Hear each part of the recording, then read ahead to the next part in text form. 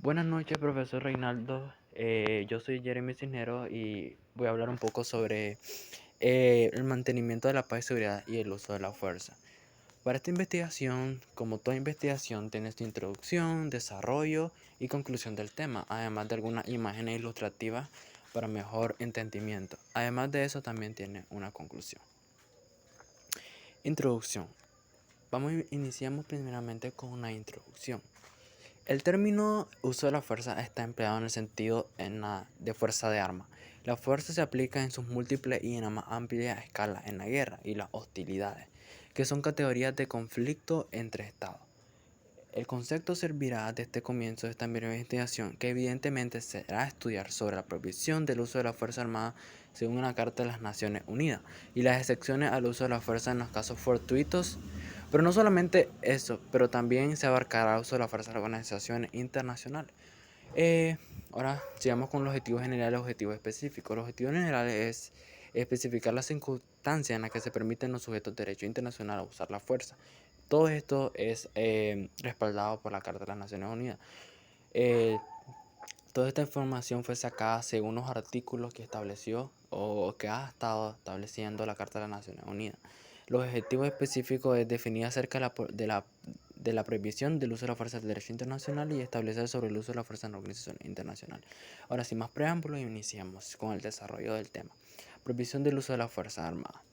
La formulación del principio de la prohibición del uso de la fuerza armada se encuentra en el artículo 2, párrafo 4 de la Carta de las Naciones Unidas y supone que los miembros de la Organización de las Naciones Unidas en sus relaciones internacionales se abstendrán de recurrir a la amenaza o al uso de la fuerza contra la integridad territorial o la independencia de cualquier Estado o en cualquier otra forma compatible con el propósito de las Naciones Unidas.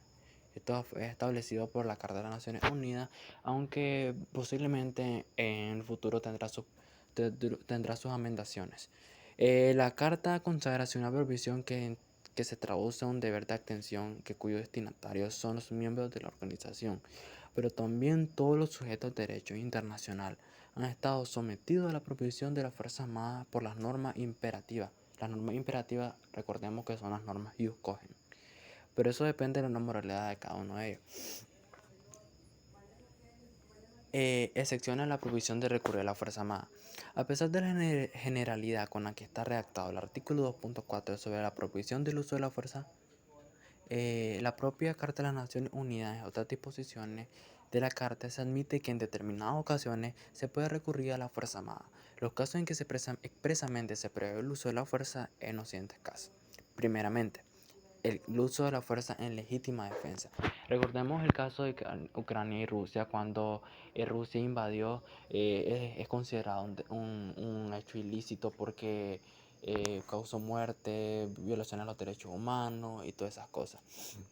Pero lo que hizo Ucrania es defender su soberanía ante esa invasión y ahí está usando fuerza en legítima defensa, lo que establece el artículo 51 el artículo 51 de la Carta de las Naciones Unidas, que solo se puede usar fuerza a través de legítima defensa en un caso fortuito.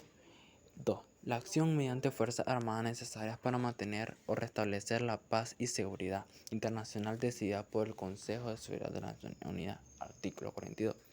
Y la acción contra Estados enemigos para reprimir el rebrote de las hostilidades, artículo 107. Yo escogí lo más importante y creo que son los más relevantes que tienen que ver con la provisión del uso de la fuerza que establece la Carta de las Naciones Unidas. También sigamos con la autorización por el Consejo de Seguridad de las Naciones Unidas y en legítima defensa en caso de ataque armado. La legítima defensa en caso de ataque armado y autorización por el mantenimiento de la paz y el uso de la fuerza por el Consejo de Seguridad de las Naciones Unidas, de acuerdo a esto. La legítima defensa debe realizarse solo para hacer un ataque armado, el cual debe ser eminente. Como explicamos, el caso de Ucrania y Rusia también abarca lo que derecho, ataque ilícito, ataque armado ilícito, en el cual debe responder por las consecuencias que causa ese ataque.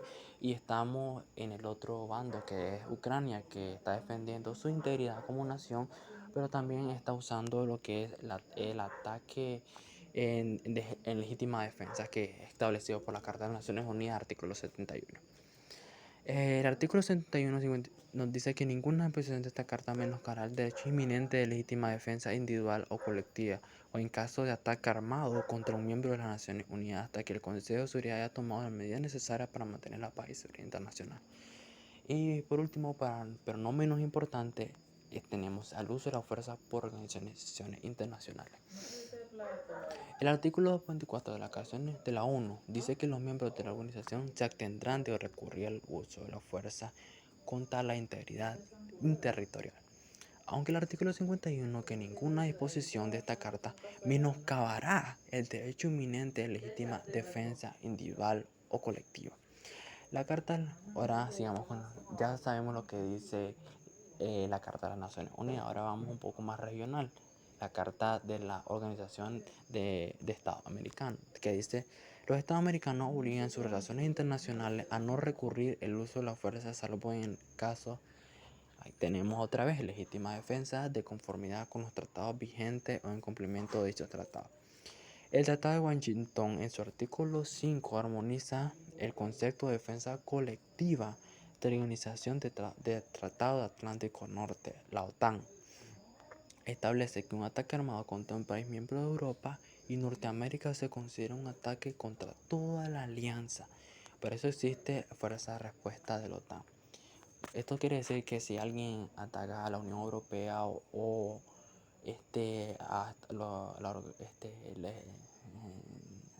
América del Norte, Estados Unidos, Canadá, que son parte de la OTAN, entonces en ese momento actuará una defensa colectiva, la organización OTAN, la Fuerza de Respuesta OTAN. Y aquí están algunas imágenes alusivas, ilustrativas al tema.